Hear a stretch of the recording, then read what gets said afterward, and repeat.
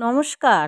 এই জ্বালা যন্ত্রণাময় সংসারে কীরকমভাবে আমাদের থাকতে হয় সেই বিষয়ে ঠাকুর শ্রীরামকৃষ্ণ কী বললেন সেটাই আমরা আজকে এখানে আলোচনা করব। মাস্টারমশাই খুব বিনীতভাবে ঠাকুর শ্রীরামকৃষ্ণকে জিজ্ঞাসা করলেন, আমাদের এই জ্বালা যন্ত্রণাময় সংসারে কীরকম করে থাকতে হবে?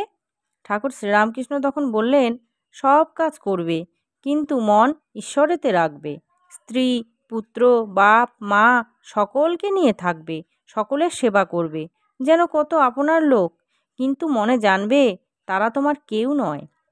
বড় মানুষের বাড়ির দাসী যেমন সব কাজ করছে কিন্তু দেশে নিজের বাড়ির দিকে মনটি পড়ে আছে। আবার সে মনিবের ছেলেদের নিজের ছেলের মতন করে মানুষ করে আর বলে আমার রাম, আমার হরি, কিন্তু মনে বেশ জানে এরা আমার কেউ নয়। কচ্ছপ জলে চড়ে বেড়ায় কিন্তু তার মন কোথায় পড়ে আছে জানো?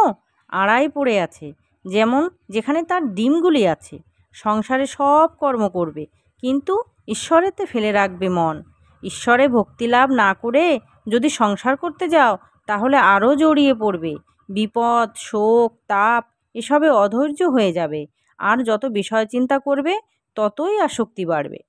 তেল হাতে মেখে তবে কাঁঠাল ভাঙতে হয়, না হলে হাতে আঠা জড়িয়ে যায়।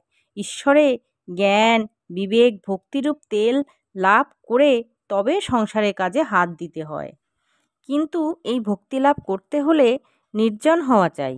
নির্জনে বসে ঈশ্বর চিন্তা করলে জ্ঞান, বৈরাগ্য ও ভক্তি লাভ হয়।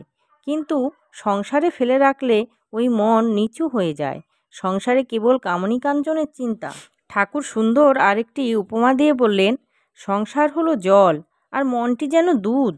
যদি জলে ফেলে রাখো তাহলে দুধে জলে মিশে এক হয়ে যায়। খাঁটি দুধ আর খুঁজে পাওয়া যায় না। দুধকে দই পেতে মাখন তুলে যদি জলে রাখা যায় তাহলে ভাসে। তাই নির্জনে সাধনা দ্বারা আগে জ্ঞান ভক্তি রূপ মাখন লাভ করবে। সেই মাখন সংসার জলে ফেলে রাখলে মিশবে না, ভেসে থাকবে। সঙ্গে সঙ্গে বিচার করা খুব দরকার। কামিনী কাঞ্চন অনিত্য, ঈশ্বরই একমাত্র বস্তু। টাকায় কি হয়?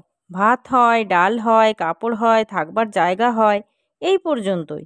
কিন্তু ভগবান লাভ হয় না। তাই টাকাই জীবনের উদ্দেশ্য হতে পারে না। আর তাই ঈশ্বর লাভের জন্য আমাদের অবশ্যই মাঝে মাঝে নির্জনে বাস, তার নাম গুণগান, বস্তু বিচার এইসব করতে হবে। আর ব্যাকুল হয়ে তাকে খুব করে দর্শনের জন্য কাঁদতে হবে।